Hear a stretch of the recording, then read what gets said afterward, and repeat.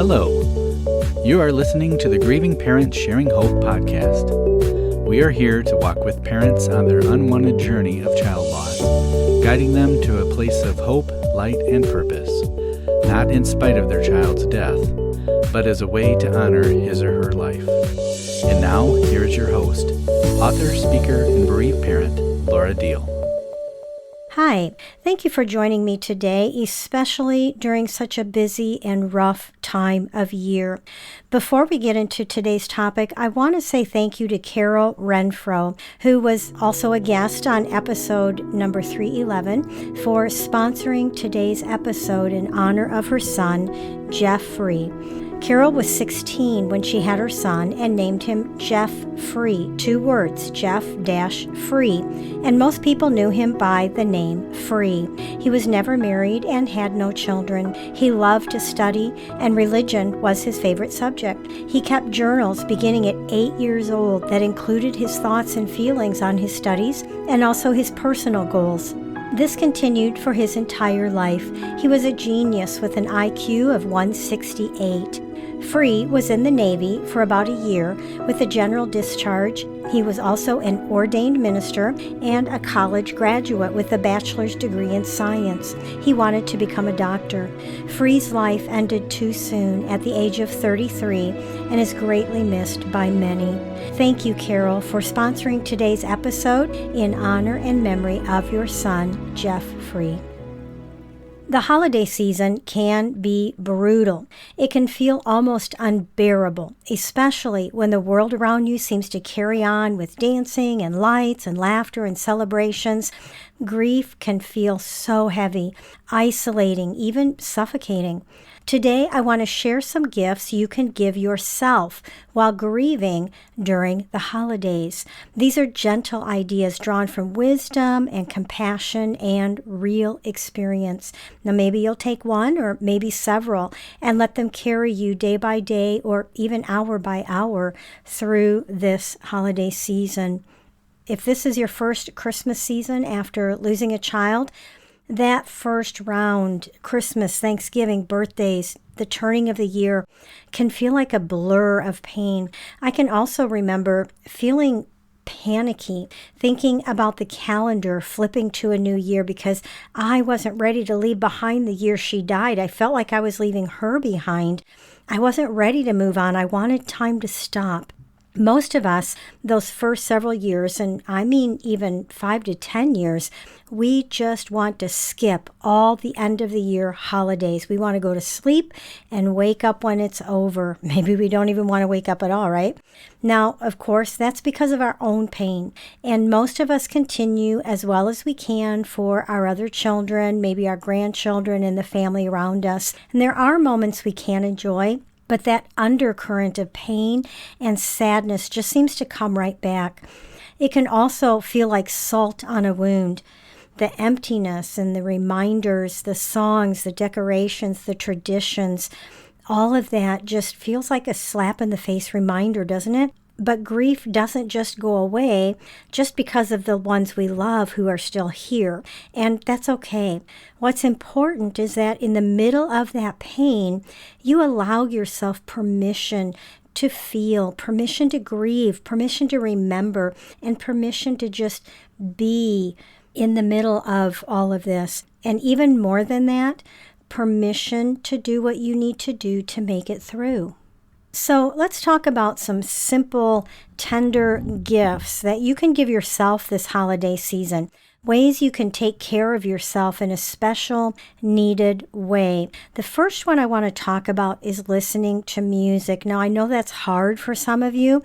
Music is a pathway to our soul. God created it that way. But grief and the enemy of our souls can try to twist music into something dark and heavy if we let it. So choose carefully. Sometimes we need energetic music to lift our spirits, something that makes our toes tap. Other times we need gentle healing, worship, or songs of hope. When the house is quiet or when the night is long, maybe you want to grab a warm beverage, settle into a comfy chair, and just let music wash over your spirit. Now, I know some of you just can't put up a tree or decorations the first few years, or maybe friends came over and did it for you. Maybe you still did it through excruciating pain for your other children. Something I like to do is late at night, be by myself with a warm drink, like I said, turn off all the lights except the tree, and then listen to Christmas music, usually the hymn-like carols that draw me into why Jesus came. Something like I'll Be Home for Christmas comes on. I can't turn that off fast enough. That's not what I'm talking about. That song will never be the same, will it? And I know that this doesn't fix things, but sometimes it softens it enough for us to breathe. Sometimes it gives us the good cry that we need, but maybe you've been holding on to it, or maybe it's both. Okay, the second one I want to talk about is taking care of yourself, taking care of your body, and something very simple is drinking water. It sounds small, maybe even too small, but grief steals from our bodies sometimes more than we realize. The dehydration, exhaustion, emotional numbness. If you cry a lot, you're losing a lot of water through tears too. Especially during the holidays when we might turn to soda or alcohol or skip taking care of ourselves entirely, filling up on things like cookies and eggnog. So set yourself up for gentle care. Maybe fill some water bottles first thing in the morning and keep one with you and just sip on it throughout the day. Nourish your body so that it can support your soul. Because when our body is run down, it affects our emotions, our thoughts, and even our spirits. And something as simple as drinking water will help with that. Also, just going for a walk here or there. If you can't walk very far or very long, out to the mailbox and back, to the end of the corner and back. Get moving. That's another way to be able to take care of your body. Just do a little bit of something every day. Okay, let's talk about cutting out activities that drain you. For some of you, that might be everything. I can't cut out everything, right? But not every social invitation or tradition has to be honored this year. If something feels like it's too much, it's too heavy, it's too painful, there's too much pressure, it's okay to say no. You don't owe anyone your presence, and I mean you physically going to an event, especially when you are navigating the suffocating darkness of grief. They don't have to understand either. So often we're told that we need to get out and be around other people, that it will do us good. But those are usually the people who've never lost a child. And we pareavors get it. And I give you permission to say no without guilt or shame. If you're like me, I just don't have the bandwidth to be around a bunch of people, especially in a party type setting. And this time of year seems to be the worst for that.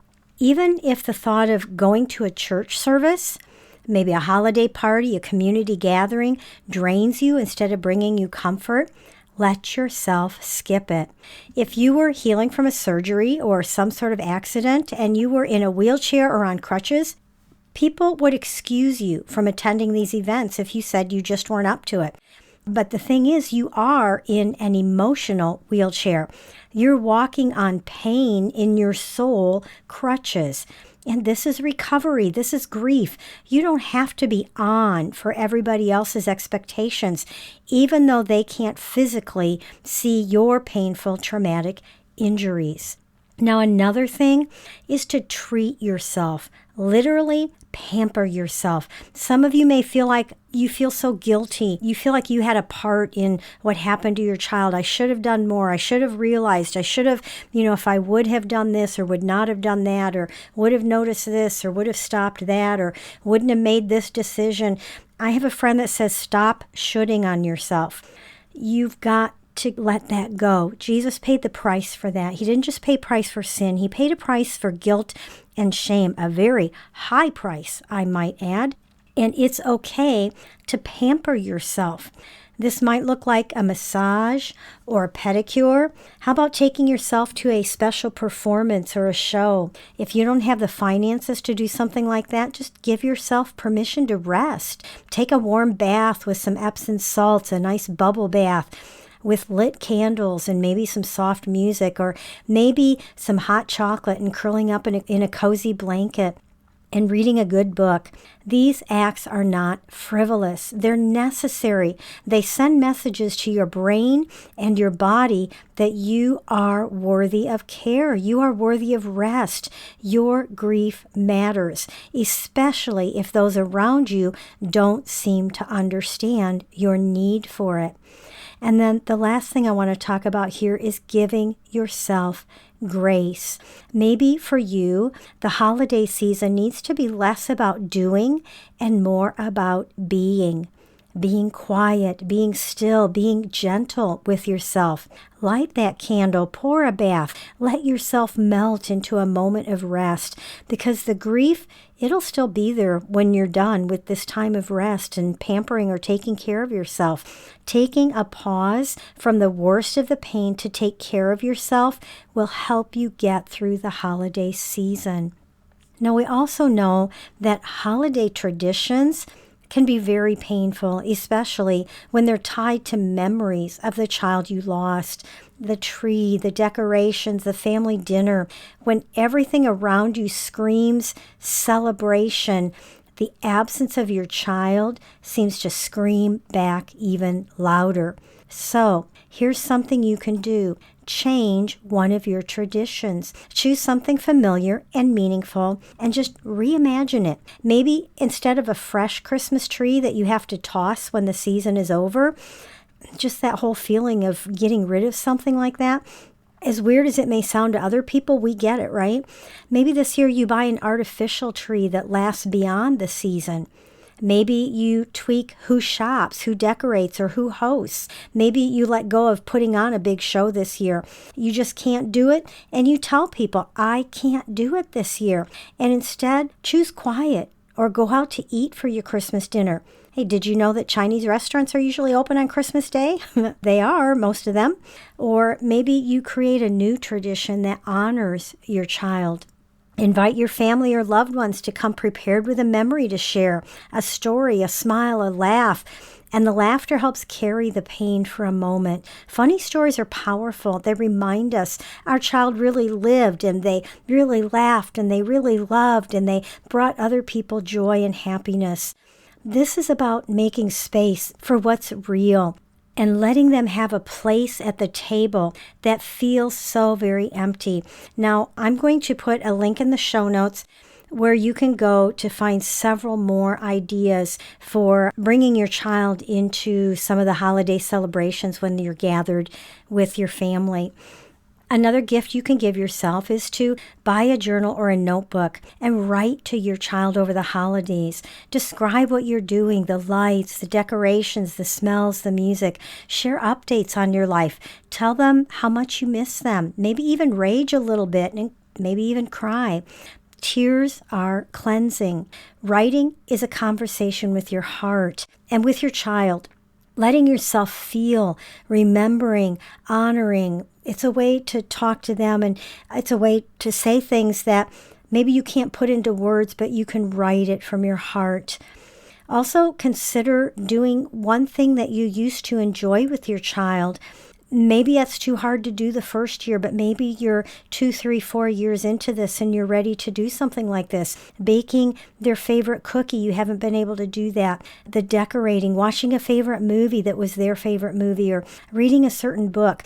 Do it with someone who's safe, someone who lets you cry and laugh and remember together.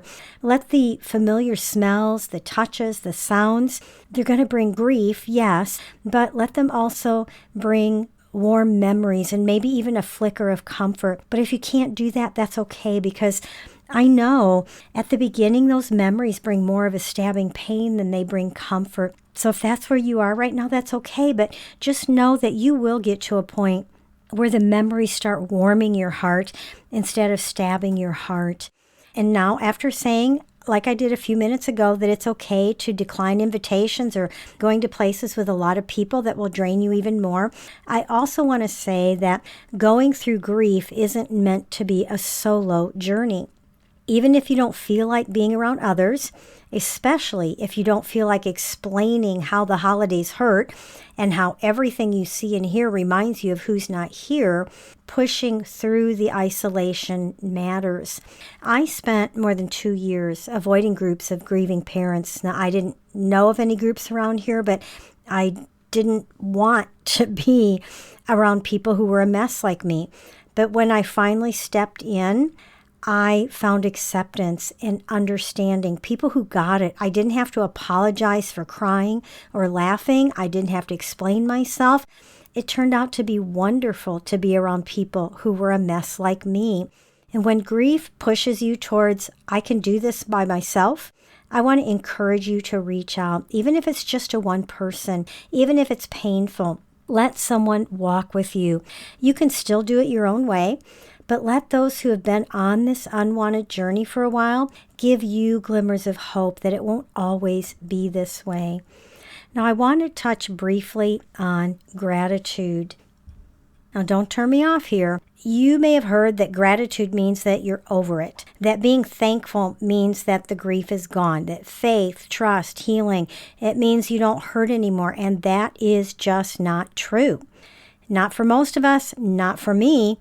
I know some people around us will say things like, there's always something to be thankful for. You can be thankful that you're alive. You can be thankful you're still breathing. But for most of us at the beginning, we don't want to be alive and we don't want to still be breathing. We want to be with our child. Our head knows we have reasons to stay, but our heart just can't believe it. Faith doesn't force us to pretend. It doesn't demand that we move on as if grief were some sort of a box to be checked off. Instead, faith and hope, grief and gratitude, they can all coexist in us at the same time. Yes, I can miss my child desperately beyond what I can put into words, but I can still notice a sunrise one morning and feel a flicker of thankfulness of that beauty. I can ache deeply and still see gentle reminders that love and grace and God's goodness have not totally abandoned me. For a while, I personally kept a notebook by my bed, and every night I would write at least 3 things I could be thankful for that day, no matter how small or insignificant it might look like to someone else. And that did help me quite a bit. Gratitude does not erase grief. It just softens it. It doesn't banish the pain. It sits with it side by side. And you may have heard me say this before, but I believe the reason pain and peace can be in us at the same time is because pain is in our soul and peace is in our spirit. Peace is one of the fruits of the Spirit. So we can have both of those in us at the same time. You know, when these things are in us side by side, sometimes that just has to be enough. I want to give you a gentle reminder again that this year it's okay to do the holidays differently. Maybe this year you don't feel like pretending, smiling, decorating, cooking, or hosting. Maybe this year you just need to survive 1 hour, 1 minute, maybe 1 tear at a time, and that's okay. Maybe honoring your child looks like lighting a candle instead of decorating a tree. Maybe it's a quiet dinner. Maybe it's 1 moment of peace when the world grows still. I remember the year that Becca died. We're in Wisconsin, and of course the snow. And I remember one night, the pain was so deep. Whew, tears coming thinking about it. It didn't matter how cold it was. I just had to get outside. I just had to get out of the house. And I took this walk, and the snow was falling, and it was so quiet. I could actually hear the snowflakes hitting the snow on the ground. It was so beautiful and so peaceful. So do what you need to do. Maybe it's a tear, a memory, some sort of a whisper in your heart. If that's how you feel, especially this season, please know you are not alone. Even when the loneliness presses in deep, even when the lights and the laughter around you feel hollow, there's a name, there's a promise that holds firm, and that is Emmanuel. Emmanuel, which means God with us. God is with you. So this holiday season, when grief feels heavy, when memories sting, when hope seems so far away, let yourself rest in the truth that God is with you in this. He's not distant. He's not detached, but He's near. He's walking beside you. He's carrying you. Even more, He is inside you. He's feeling your pain, and He is there to bring comfort and peace within that pain and the tears. If you can, reach out. Let someone walk with you. Let someone help share the load. And also be sure to let God walk with you. Let Him carry part of that ache with you, because Emmanuel has already come, and He's staying with you both for now and for all eternity, when you will be reunited with your child. I want to remind you that this is the last week of Advent, and I will be live on our YouTube channel at 8 p.m. Central, sharing Sunday's reading and lighting the red candle that symbolizes love. If you have the Hope for the Journey book and have been doing the daily readings and wish you could keep going, you may want to consider getting the Reflections of Hope book. This is a hardback book with daily readings for the entire year. Like I said, if you have enjoyed the readings for the month of December through Advent, you may want to continue into the year. Now, with this book, if you miss a day, you miss a week, you miss 3 weeks, it doesn't matter. You just pick up the book and you read the entry for the day that you're on, allowing it to speak a word of hope and encouragement to you. To find out more, you can head to our web store at gpshope.org/store. You'll also find my other books, as well as things like inspirational t-shirts, hoodies, sweatshirts, a blanket. These things are designed to share hope wherever you go. Now remember, for the month of December, we are including a pareavor bracelet with every paperback book order. This doesn't include the Reflections book I just talked about, because it gets sent directly from the printer. We don't keep those in stock. But if you order any of the paperback books from our store, I will sign them and we'll send it out to you, and we will include a pareavor bracelet. Let's go to this week's birthday segment. Jeffrey Hoke was born on December 17th and is forever 33. Adelaide Rowell was born on December 20th and is forever 19. We celebrate the day these children came into the world. We know it will always be important and always be worth celebrating. If you would like to have your child's birthday announced the week of his or her birthday, I would really love to be able to do that for you. There's no cost. All you have to do is go to gpshope.org/birthdays. There's just a little form with the information we need. Fill it out and submit it, and I will add your child to the birthday segment the week of his or her birthday. Dave will also send you an email to remind you to listen that week. I want to thank you again, Carol, for sponsoring today's episode in honor of your son, Free. If you would like to honor your own child in the same way, almost like a Christmas gift you can still give to your son or your daughter, I would be honored to do that for you. You get to choose the week based on a special date, like their birthday, and I will read the listeners what you want them to know about how special your child is.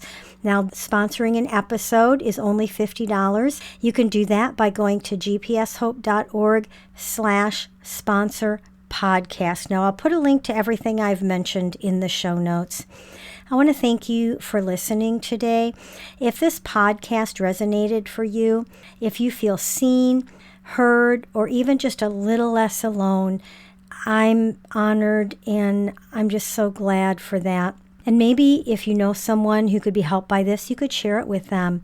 May you find gentle gifts this season, small, sacred, life-giving gifts that remind you of hope, remind you of love, and remind you of the beauty and just the wonderfulness of your child.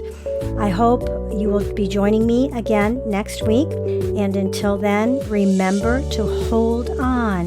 Pain eases. There is hope.